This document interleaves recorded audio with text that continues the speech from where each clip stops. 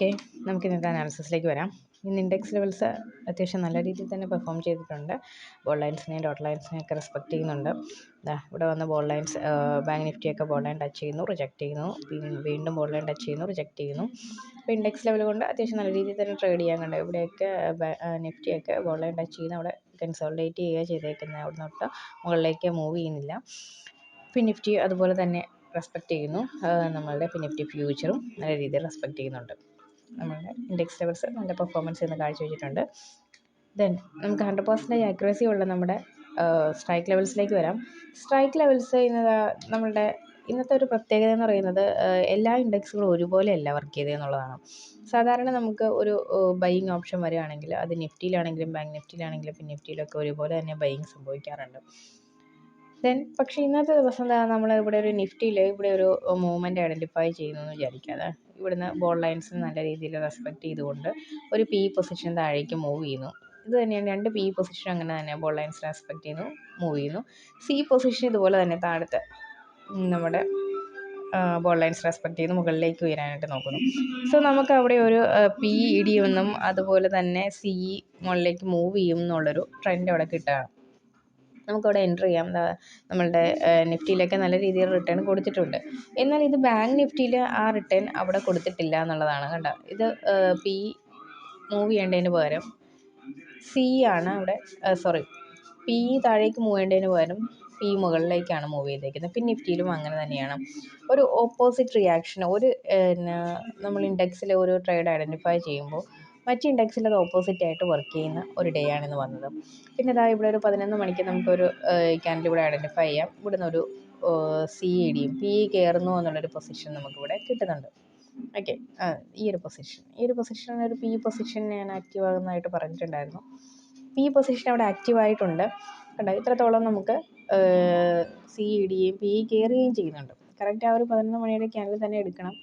ഞാൻ ഏകദേശം ഒരു 1-2 മിനിറ്റ് വൈകിട്ടായിരിക്കും പറഞ്ഞിട്ടുണ്ടാകും.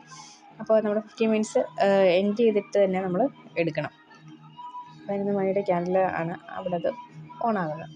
അപ്പോൾ നമുക്ക് ഇവിടെ നമ്മളൊരു ട്രേഡ് ഐഡൻറ്റിഫൈ ചെയ്യുന്നു. അടുത്ത ഈ ഒരു ട്രേഡിലേക്ക് എൻ്റർ ചെയ്താലും നമുക്കത് നല്ല രീതിയിൽ റിട്ടേൺ ഇവിടെ ഇത്രത്തോളം റിട്ടേൺ വരുന്നുണ്ട്.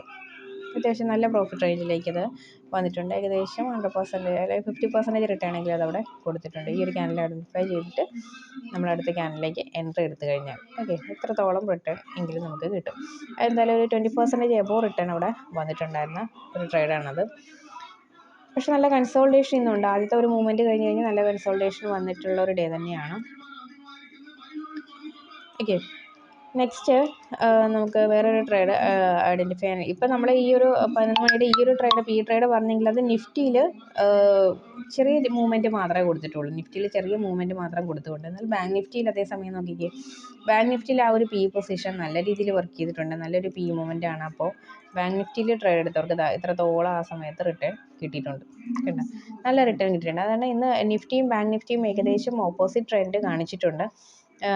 ഒരു ഡയറക്ഷൻ തരാതെയുള്ള ഒരു മൂവ്മെൻറ്റ് കാണിച്ചിട്ടുണ്ട്. കാരണം ഇതൊരു നമുക്കിപ്പോൾ ഒരു ലിക്വിഡിറ്റി ഇല്ല. കണ്ടോ, ഈ ഒരു മന്തിൻ്റെ ഒക്കെ നോക്കി ഇത് വർക്ക് ചെയ്യുന്നത് വെച്ചാൽ ഒട്ടും ലിക്വിഡിറ്റി ഇല്ലാതെയാണ് വർക്ക് ചെയ്തുകൊണ്ടിരിക്കുന്നത്. കാരണം നമ്മുടെ എക്സ്പയറി ഒക്കെ എടുത്ത് കളഞ്ഞത് കൊണ്ടാണ് ഈ ഒരു ലിക്വിഡിറ്റി കാണിക്കാത്തത്. ഏകദേശം എനിക്ക് തോന്നുന്നു ഒരു ഡിസംബർ പകുതിയോളമൊക്കെ വരും നമുക്ക് ഇതിനകത്തൊരു ലിക്വിഡിറ്റി വരാനായിട്ട്. പഴയ രീതിയിലൊരു ട്രെൻഡിലേക്ക് വരാനായിട്ട് അത്രയും സമയമെടുക്കും.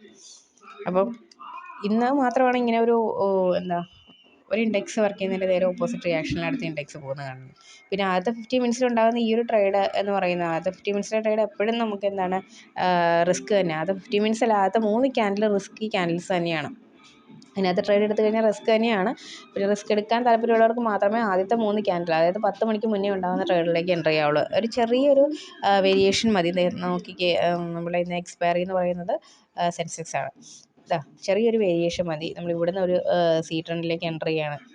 പക്ഷേ അത് നോക്കിക്കേ, ചെറിയൊരു വ്യത്യാസം ഉണ്ടായാൽ തന്നെ ഇത്രയും വലിയ ബൾക്ക് രീതിയിൽ അതിൻ്റെ പൊസിഷൻ ഇടിഞ്ഞു പോയിട്ടുണ്ട്. തിരിച്ചത് വന്നിട്ടുണ്ടെങ്കിൽ പോലും ഇത്രയും വലിയൊരു ഫോള് കാണുമ്പോഴത്തേക്കും നമുക്ക് നമ്മുടെ സ്റ്റോപ്പ് ലോസ് ഒക്കെ ഇട്ടിട്ടുണ്ടെങ്കിൽ എന്തായാലും ഹിറ്റാകുന്ന പ്രശ്നമാണ് അവർ വരുന്നത്. അപ്പോൾ ആദ്യത്തെ 3 ക്യാൻഡിൽസിന് നമ്മൾ വെയിറ്റ് ചെയ്ത് നിന്നിട്ട് അടുത്ത ഒരു പൊസിഷൻ ഉണ്ടാകാൻ നോക്കുന്നത് ബെറ്ററാണ്. അത് ഞാൻ നേരത്തെ പറഞ്ഞിട്ടുള്ള കാര്യമാണ്. ആദ്യത്തെ 3 ക്യാൻഡിൽസ് നമ്മൾ ട്രേഡ് എടുക്കുമ്പോൾ നമ്മൾ റിസ്കിനെ മനസ്സിലാക്കി വേണം ട്രേഡ് എടുക്കാനായിട്ട്.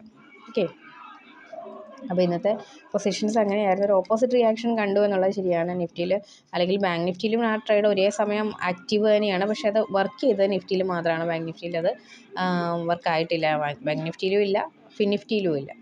അത് ആ ഒരു ലിക്വിഡിറ്റി പൊസിഷൻ്റെ പ്രശ്നമാണെന്ന് തോന്നുന്നു. അത് എന്തായാലും നമുക്കൊരു 1 വീക്ക് ടെസ്റ്റ് ചെയ്യേണ്ട പ്രശ്നം തന്നെയാണത്. നോക്കാം.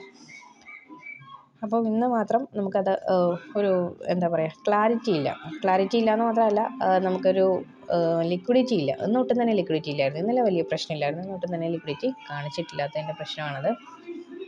അപ്പോൾ അത് നമ്മൾ ട്രേഡ് എടുക്കുമ്പോൾ ശ്രദ്ധിച്ചെടുക്കുക. പിന്നെ ആദ്യത്തെ ഒരു 3 ക്യാൻഡിൽസ് എപ്പോഴും വെയിറ്റ് ചെയ്ത്, അല്ലെങ്കിൽ അതിനുള്ളിൽ നമ്മൾ ട്രേഡ് എടുക്കുന്നെങ്കിൽ ചെറിയ എമൗണ്ടിൽ മാത്രം ട്രേഡ് എടുക്കുക. ഓക്കെ. ഇപ്പോൾ സ്ട്രൈക്ക് ലെവൽസിന് വേണമെങ്കിൽ നമ്മൾ സെപ്പറേറ്റ് കോൺടാക്ട് ചെയ്യണം. ഇൻഡെക്സ് ലെവൽസ് ഫ്രീ ആണ്. അതിൻ്റെ ലിങ്ക് താഴെ കൊടുത്തിട്ടുണ്ട്. എല്ലാവരും ജോയിൻ ചെയ്യുക. ഓക്കെ.